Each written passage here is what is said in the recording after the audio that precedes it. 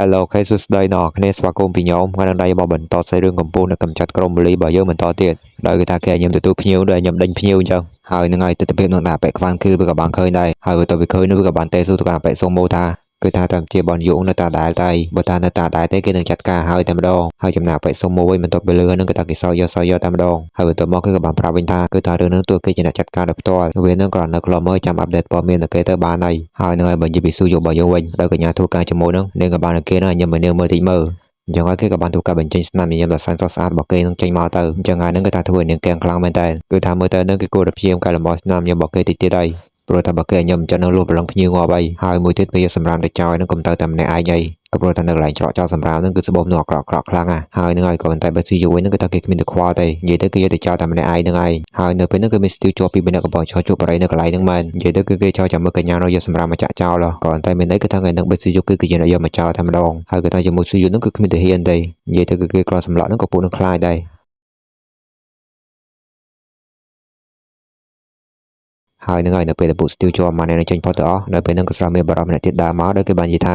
គឺថាគេឃើញទស្សនវិជ្ជានឹងហើយនឹងគឺថាគេឈឺចាប់តែម្ដងដោយនឹងស្មារតីកាន់ជួបគ្នាតាមរយៈគេទៅជាបែបនឹងសោះហើយបើនិយាយពីស៊ូយកវិញមកទៅគឺអបិសូម៉ូនឹងហើយគេក៏បានធ្វើការបញ្ចេញអូរ៉ារបស់គេត្រៀមក្នុងការប្រយុទ្ធតែម្ដងហើយបើទៅឃើញចឹងអបិសូម៉ូនឹងវាក៏បានបន្តនិយាយទៀតថាគឺថាវាមកនឹងគឺវាគ្រាន់មកចង់និយាយដឹងគ្នាទេក៏តែតាមមើលទៅសម្រាប់សាសនាដូចជាស៊ូយកនឹងវាថានិយាយគ្នាដឹងគ្នាអាចនឹងមានន័យផ្សេងសម្រាប់គេហើយនឹងហើយបើនិយាយពីកញ្ញាធ្វើការជាមួយនឹងស៊ីយកវិញដោយបន្ទាប់ពីបាត់គេយូរពេកនោះនាងក៏បានធ្វើការតាមទៅរកគេតែម្ដងហើយនៅពេលនាងបាត់ទ្វារមកឃើញពួកគេរកវាយគ្នាអញ្ចឹងគឺថានាងស្រីមកតំផឹងយកមកគឺថាពួកគេនឹងគិតអីបានមកវាយគ្នាពេញនឹងអញ្ចឹងហើយពេលស៊ីយកនឹងគេក៏បានធ្វើការដោះសារថាគឺថាពួកគេនឹងមិនបានវាយគ្នាណាគឺក៏លេងសើចជាមួយមិត្តភក្តិរបស់គេតើហើយឃើញអត់បើវាយគ្នាណាខ្ញុំស្រស់អញ្ចឹងហើយបើនឹងបានខ្ញុំជឿឲ្យជប់សោយវិវខ្ញុំមានកោមកនោះមកកាត់តាមទៅហើយនឹងហើយបើនិយាយពីបេសូម៉ូនោះវិញបន្ទាប់ពីឃើញអញ្ចឹងនឹងគឺថាគេសោយតែម្ដងគឺថានៅមិនគឺជាជីវិតដែលគេចង់បាននោះមកធ្វើការងារផាតថាមករ៉ាអញ្ចឹងមែនតែគេថាណាហើយចុះថ្ងៃនោះយើងមកជួបបាយនឹងក៏ចង់មកនិយាយជាមួយនឹងឯងទេគឺថាឯងនឹងប្រហែលជាយកច្រឡំហើយគឺថា director ក៏ឡើងខឹងជាមួយនឹងឯងទៀតហើយលើពីនឹងទៀតនឹងគឺគាត់ចង់ផ្ដល់ការឲ្យម្ដងទៀតគឺថាពួកយើងខ្វះកម្លាំងអញ្ចឹងហើយឯងអាចត្រឡប់មកធ្វើការវិញបានហើយឯងក៏ធ្លាប់ធ្វើការងារនឹងហើយអញ្ចឹងហើយឯងគួរតែដឹងហើយថាការងារនឹងវាស្រួលប៉ុណ្ណាហើយយើងនៅតែរំលឹកឯងអញ្ចឹងគឺថាឯងកើតមកក្រនឹងវាមិនជាកំហុសរបស់ឯងទេតែថាបើឯងស្លាប់ទៅវិញនឹងក្រនឹងទៅជាកំហុសរបស់ឯងហើយតែឯងសាក់គិតពីប្អូនស្រីរបស់ឯងមើលតើនាងនឹងវាមានកំហុសអីទៅបានជានាងត្រូវមកមានវាសនាបែបហ្នឹងហើយគឺថាបើឯងចង់ត្រឡប់មកធ្វើការវិញស្អែកនឹងឯងឲ្យមកជួបយើងនៅសមាគមការឈាន់បានហើយគឺថាមានរឿងមួយទៀតម្នាក់ឈ្មោះខួននៃជនដែលបានយកឈ្នះឯងហ្នឹងតើឯងមានបានដឹងពីប្រវត្តិរបស់គេខ្លះអត់ហើយនឹងហើយបន្តមកសេរឿងរបស់យើងក៏បានកម្មការនៅថ្ងៃថ្មីតែម្ដងគឺថាបេស៊ូយូនឹងគឺពិតជាបានត្រឡប់ទៅធ្វើការជាមួយនឹងនាយកពិតមែនហើយបន្ទាប់ពីទៅដល់ហ្នឹងគឺថាគ្មាននិយាយច្រើនទេគឺសួរពីតម្លៃប្រាក់ខែមុនគេតែម្ដងហើយនឹងហើយឥឡូវនឹងកម្មការសាលារៀននេះវិញដែលមករួមថ្នាក់របស់ស៊ូស៊ីនឹងបាននិយាយឧទាហរណ៍នេះថាគឺថានៅសាលារៀនគោរបស់នេះនឹងគឺមានប្រុសស្អាតច្រើនណាស់ក៏តែស៊ូស៊ីវិញនឹងគឺថាដូចមនុស្សគ្មានព្រលឹងក្នុងខ្លួនអញ្ចឹងហើយចំណែកមករួមថ្នាក់របស់នេះនឹងក៏បានបន្តសួរទៅកាន់នាងទៀតថាគឺថាថៃរបស់នេះនឹងគឺជាមនុស្សបែបណាវិញហើយស៊ូស៊ីនឹងក៏បានឆ្លើយយ៉ាងខ្លីតែម្ដងគឺថាឲ្យតែមនុស្សប្រុសទៅបានហើយក៏តែនៅពេលមិត្តភក្តិរបស់នាងឲ្យមករូបថតគឺថា4 10នាក់គ្មានត្រូវចិត្តម្នាក់ទេនិយាយទៅគេត្រូវចិត្តមិនបើតែបើគេដេជន់យើងនេះហ្នឹងហើយនឹងហើយបើនិយាយពាក់ហាំស៊ុនជីនទៅវិញបន្ទាប់ពីគេឃើញស៊ូស៊ីអង្គុយសែតហ្នឹងគឺថាគេខឹងមួយដេជន់តែម្ដងដោយអង្គុយនៅពេលដែលស៊ូយកប្រអទួយយកគេហើយគេបែរជាមកធ្វើចរិតអញ្ចឹងដាក់ស៊ូស៊ីវិញទៅហើយសេរឿងរបស់យើងក៏បានកម្មការនៅពេលល្ងាចតែម្ដងដោយដូចជាមួយយើងជាមួយនឹងអេណាហ្នឹងពួកគេក៏បានចេញមកផ្ទះជាមួយគ្នាចឹងទៅក៏តែនៅពេលដែលពួកគេដើរទៅជាមួយគ្នាហ្នឹងនៅពេលហ្នឹងអាប៉ែហាំស៊ុនជីនហ្នឹងក៏បានតាមលើមើលពួកគេដែរហើយទៅឃើញពីរនាក់គេចេញពីរៀនជាមួយគ្នាអញ្ចឹងដែលចែកធ្វើគេហ្នឹងក៏កាន់តែខឹងមួយដូចជាមួយយើងទៀតដោយដូចនឹងគឺជាមនុស្សសាវ៉ាមែនគឺថានេះចាប់បាននៅមុខស្រស់តែម្ដងហើយបើសិនជាស៊ូយកគេបានដឹងហ្នឹងគឺគេនឹងលែងតួយកដូចជននឹងទៀតហើយអញ្ចឹងឥឡូវហ្នឹងគេនឹងតាមប្រមូលយកផាតាបានច្រើនសិនហើយនឹងឲ្យសេរឿងរបស់យើងក៏បាននិយាយពីស៊ូស៊ីនេះវិញគឺថាចេញពីរៀនដល់ទៅផ្ទះវិញហ្នឹងគឺដើរទៅពោពេញទៅដោយភាពជឿជាក់តែម្ដងដោយសារប៉ុណ្្នឹងដែរវាមិនសំថាដេជជននឹងបបនេះទៅរើសយកអ៊ីណាទេហើយពួកគេនឹងថាតែបានហាត់ជួយជីស៊ូមួយគ្នាទៀតហើយលើពីហ្នឹងនាងថាតែទទួលបានការបីដូចពីនាងពីដេជនទៀតហើយចំណែកម្នាក់អ៊ីណានឹងវិញគឺនាងក៏ត្រូវបានគេចាប់ចម្រិតម្ដងសិនហ្នឹងអញ្ចឹងហើយដេជននឹងគេចាំបាច់ទៅតាមថែកនាងម៉េចឬមួយក៏ថាគេនឹងប្រហែលជាមានអារម្មណ៍ថាមានសម្ពាធហើយមើលទៅបានជាគេបង្ខំចិត្តតាមជួយនាងបែបហ្នឹងក៏ព្រោះធ្វើតែមនុស្សដូចជីនមកហ្នឹងក៏ដេជនគេជួយដែរហ្នឹងហើយមើលទៅមកយ៉ាពេលដែលគ្មាននាងហ្នឹងគឺប្រហែលជាគេឯកាខ្លាំងណាស់ហើយតែថាឥឡូវហ្នឹងនាងត្រឡប់មកវិញហើយតើឬមួយក៏ថាមកពីលើមុនហ្នឹងនាងលេងរកដាក់គេខ្លាំងពេកទៅហើយតិចតែគេនឹងជុំនិយាយជាមួយនាងរហូតទៅហើយនឹងហើយនៅគណៈពេលនាងកំពុងអង្គុយបាក់ចិត្តហ្នឹងក៏ស្រាប់មានក្មេងវែងផ្លូវម្នាក់ហ្នឹងបានមកសុំឲ្យនាងជួយក៏តែក្មេងម្នាក់ហ្នឹងគឺជាកូនចៅមកពីក្រុមសមាគមកាបឈ័នអញ្ចឹងហើយនៅពេលនាងភ្លេចខ្លួនហ្នឹងក៏មានឡានមួយហ្នឹងមកធ្វើការចាប់ចម្រិតនាងតែម្ដងហើយនឹងហើយអ្នកដែលផ្ដើមគំនិតធ្វើរឿងហ្នឹងគឺជាអបិបាម៉ាហ្នឹងឯងហើយបន្ទាប់មកសេរឿងរបស់យើងក៏បានកម្មការអបិសុនជីនទៅវិញដោយគេតាមដានដេជុំរបស់យើងជាមួយនឹងអ៊ីណាហ្នឹងឡើងតែអណ្ដាតតែម្ដងតែសំខាន់ពីអ្នកគេឡើយនឹងក៏ពោឡើងឡានទៅទៀត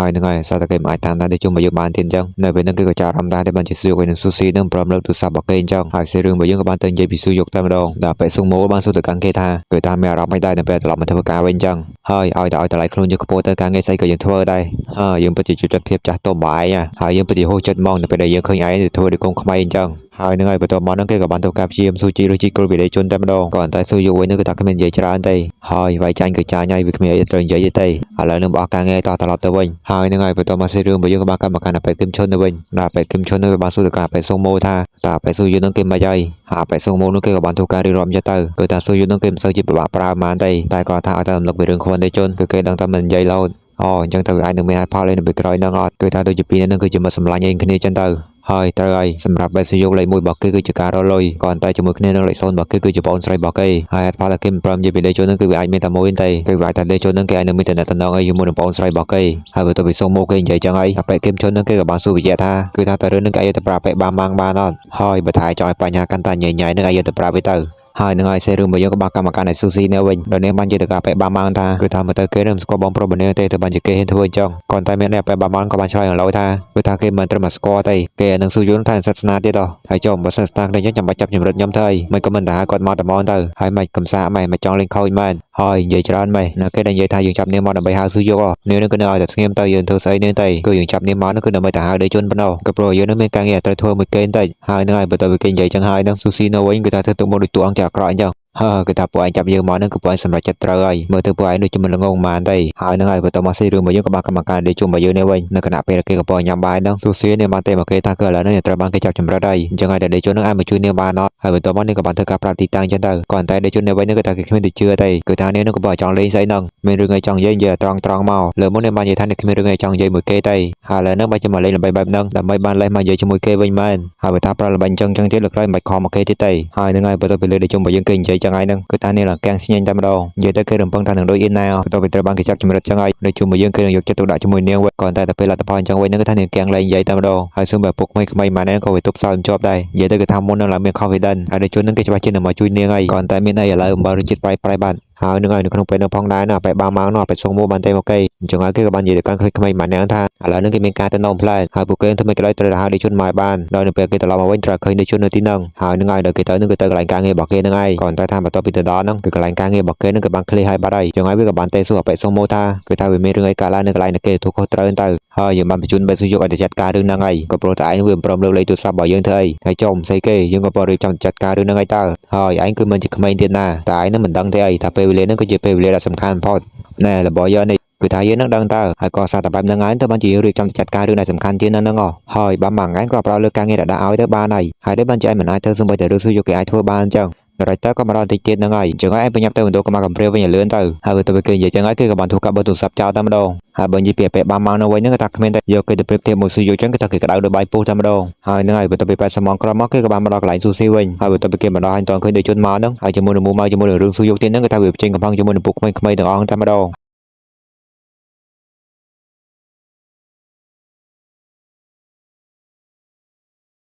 ហើយនៅពេលដែលគេវាយពុកក្មេងៗនឹងប៉ាំងហ្នឹងនៅពេលហ្នឹងគេស្រាន់តែឃើញគំនិតមួយគឺថាបើគេទេឲ្យដេជនជឿអញ្ចឹងគឺគេមានតែឲ្យពុកក្មេងៗសម្រាប់ស៊ូស៊ីហើយគេថតវីដេអូផ្ញើឲ្យដេជនតែម្ដងក៏តែនៅពេលហ្នឹងស្រាន់មានសម្លេងបរិមម្នាក់បាននិយាយថាគឺថាវានឹងមិនចាំបាច់ទៅធ្វើអញ្ចឹងទេហើយនឹងហើយគេមាននឹងគឺជាដេជនរបស់យើងនឹងឯងហើយសេរឿងរបស់យើងក៏បាននិយាយត្រឡប់ទៅក្រោយវិញគឺនៅពេលដែលស៊ុនជីនគេតាមរកស៊ូស៊ីពីមួយកន្លែងទៅមួយកន្លែងហើយមិនឃើញហ្នឹងនៅពេលហ្នឹងគេក៏បានតែស៊ូដេជនតែម្ដងហើយដេជនយើងគេក៏បានធ្វើការរៀបរាប់ប្រាប់តាមហ្នឹងទៅហើយទៅគេលើនឹងគេថាគេឡើង surprise តែម្ដងហើយបន្ទាប់មកគេបានប្រាប់ដេជនថាគឺថាឥឡូវហ្នឹងបើស៊ីយុក៏គេមិនអាចតាក់ទងបានដែរអាសេដ្ឋានដែលគេប្រាប់មិញហ្នឹងអាសេដ្ឋានហ្នឹងគឺជាអាសេដ្ឋានរបស់សមាគមកាបឈ័នហើយគេនឹងមិនអាចតាក់ទងស៊ូយុបានទេអញ្ចឹងហើយដេជននឹងសុំទៅជួយពួកគេផងហើយនឹងឥឡូវហ្នឹងកាន់មកកាន់ពេលបច្ចុប្បន្ននេះវិញដល់ពេលបានមកហ្នឹងបានស៊ូទៅកាន់ស៊ូស៊ីថាគឺថាតើគេម្នាក់ហ្នឹងមិនគឺជាដេជនណោះហើយចុំស្អីគេអញហៅយើងមកទាំងតែឯងស្គាល់យើងទៅគឺជាណាគេចឹងមែនអូនិយាយទៅគឺយើងហៅឯងមកហ្នឹងគឺយើងក៏ចង់ឃើញមុខឯងហ្នឹងវាមិនហើយយើងនឹងមានរឿងមួយចំនួនដែលចង់សួរឯងហើយលើពីនឹងទៀតហ្នឹងក៏ចង់ស្វាគមន៍ឯងម្ដាយពីរដៃដែរហើយនឹងឲ្យបើនិយាយពីស៊ូស៊ីទៅវិញដល់នេះហ្នឹងបាននិយាយកាន់ក្មេងៗម្នាក់ថាគឺថាឥឡូវហ្នឹងដេជនគេមកហើយយើងឲ្យចាប់ស្រាយបន្លែនេះទៅក៏ព្រោះការងាររបស់នេះហ្នឹងគឺចាប់សពគ្រប់ហើយចំណាប់ពេលបានមកនៅវិញគេក៏បានបន្តណែនាំខ្លួនរបស់គេថាគឺថាគេនឹងដល់ទៅលំដាប់លេខ3ក្នុងក្រុមរបស់គេក៏តែពួកហ្នឹងបែរជាមិនព្រមទទួលយកសមត្ថភាពរបស់គេវិញហើយតែងតែយកគេនោះយកទៅប្រៀបធៀបជាមួយនឹងបេស៊ូយកហើយមិនថាបេស៊ូយកនោះឬក៏ដេជននោះទេគឺពួកគេម្នាក់ៗគ្មានតែគេដែលមានសុជីវធម៌ក្នុងខ្លួនសោះដល់និយាយគ្នាជាមួយអ្នកទៅនឹងមិនចេះឲ្យអ្នកទៅនិយាយឲ្យចប់សិនទេហើយនឹងហើយបើទៅគេនិយាយចឹងហើយគេក៏បានទូកោះមករត់ដេជនមកយើងតែម្ដងក៏តែគ្រាន់តែវាហក់មកនឹងរ៉ៃហូបដេជនយកគុំស្គីមប៉ាំងនិយាយទៅគឺថាតាមម្ដាយប៉ាំងដូចថ្មោកនេះភ្លឹងតែម្ដង ហើយបើទៅគេបានចាត់ការបែបបាននឹងហើយអញ្ចឹងគេនឹងក៏បានដល់ទៅរកស៊ូស៊ីអញ្ចឹងទៅហើយបើទៅគេទៅដល់គេក៏បាននិយាយថាគឺថាគេនឹងមិនយល់សោះហើយដែលបញ្ចពូវាចាប់នាងដើម្បីគម្រាមគេវិញដោយបើតាមហេតុផលហ្នឹងគឺពូវាក៏អត់ដឹងច្បាស់ថាបែស៊ូយុគឺច្បាស់ជានឹងមកដល់ទីនៅមុនគេហើយហេតុផលហ្នឹងគឺវាអាចមានតែពីរទេដោយទី1គឺអាចថាពូវានឹងវាល្ងងខ្លាំងពេកហើយចំណែកទី2វិញដោយពូវាដឹងច្បាស់ថាបែស៊ូយុហ្នឹងគេសិតក្នុងសម្ភារដែលមិនអាចមកបានហើយនឹងហើយនៅក្នុងពេលហ្នឹងផងដែរហ្នឹងអាបែបានមកនោះគេបានងើបមកវិញជាមួយនឹងទម្រង់ហើយដូចជុំមកយូរវិញនៅពេលនោះគេក៏បានចាប់អារម្មណ៍ជាមួយនឹង Emerson របស់វាដែរហើយបន្ទាប់មកគេក៏បានសម្រេចទៅដល់ពេលសម្ដីរបស់ Director Lee តែម្ដងដោយ Director Lee នេះបាននិយាយថាគឺថាបើតាមនាងស្មានហ្នឹងផែនការរបស់ពួកគេហ្នឹងគឺប្រើសមាគមការភ្ជាប់ដើម្បីពង្រីកទីផ្សារម៉ូដតែម្ដងហើយពួកគេប្រហែលជាចង់យកកណ្ដោដែលមិនអាចគ្រប់គ្រងបានទាំងអស់ហ្នឹងយកទៅធ្វើជាការសាកល្បងឲ្យមើលទៅហើយបន្ទាប់ពី Director Lee នាងនិយាយចឹងហើយដូចជុំមកយើងគេក៏បាននិយាយថាគឺថាពួកគេសាកល្បងចឹងហើយចុះបើគេនឹងធ្វើការសាកល្បងថាទៅលើនឹងតិចតួចទេតើវាអីណៃយើងយល់ពីអ្វីដែលឯងក៏ពោះកិនហ្នឹងហើយប៉ុន្តែទាំងអស់ហ្នឹងគឺមិនជាអ្វីដែលយើងនឹងអាចសម្រេចបានទេចឹងហើយឯងចង់ធ្វើអីក៏ធ្វើតាមចិត្តឯងចុះហើយនឹងឲ្យកម្មការដូចជុំមកយើងបច្ចុប្បន្ននេះវិញដោយគេបានសួរទៅការពេបាម៉ាំងថាគឺថាតើវានឹងអាចយល់បានដល់កម្រិតណាទៅហើយចុះដល់កម្រិតណាទៅស្អីតែឯងចង់និយាយវិស័យគេវិញតែអត់យល់មែនបើអញ្ចឹងចាំយកឧទាហរណ៍បង្ហាញចុះហើយនឹងហើយបន្ទាប់ពីគេនិយាយចឹងហើយគេក៏បានធ្វើកម្មទៅកាន់វាប៉ាំងគ្រាន់តែវាក៏អាចគេចផុតហើយបន្ទាប់មកវាក៏បានប្រាប់ប្រាស់ជាមួយនឹងរហូតមកកាន់ដូចជុំមកយើងវិញគ្រាន់តែវាគ្រាន់តែនិយាយដៃហ្នឹងរហូតបានដូចជុំយើងមុនប៉ាំងបាត់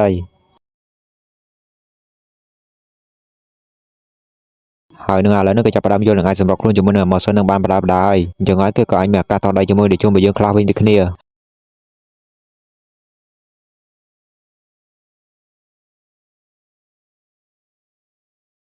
ហើយឥឡូវនេះគេថាគេអាចមើលឃើញចលនារបស់ដូចជុំយើងនឹងគឺច្បាស់ដូចថ្ងៃអញ្ចឹង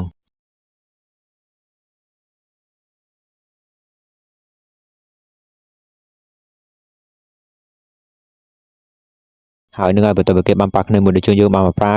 គេក៏បាននិយាយមកកាន់ដូចជុំមកយើងថាគឺថាដូចជុំនឹងមានបានចេញមកអស់មកមិនបាច់ចម្លាក់ទៀតទេល្អណាស់យើងក៏ចង់ធ្វើការសាកល្បងឯងដែរថាតែឯងនឹងក៏ពងលក្ខណៈ Emerson ពិតប្រាកដដែរអត់